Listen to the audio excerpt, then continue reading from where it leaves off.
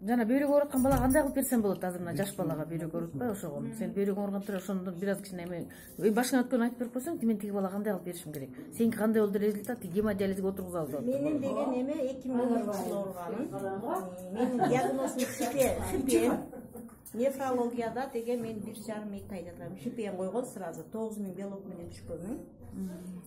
Анан ал жерде мен деген 1,5 ай жаттым. 1-2 жолу эле химия берди, эчтеке берген жок.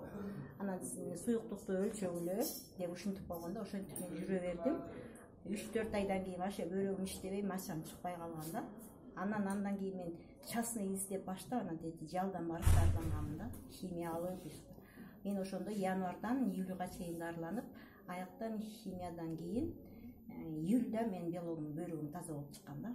Анан бирок диетага строго отурдум 6 жыл. 6 жыл диетага отургандан кийин бирок баягы химия алдың, улам бир жериң сквознактаганда ооруган сайын лечение алып турдум да. Бир күнү кулагым алам, бир күнү тиги тамагым алам дегендейчи.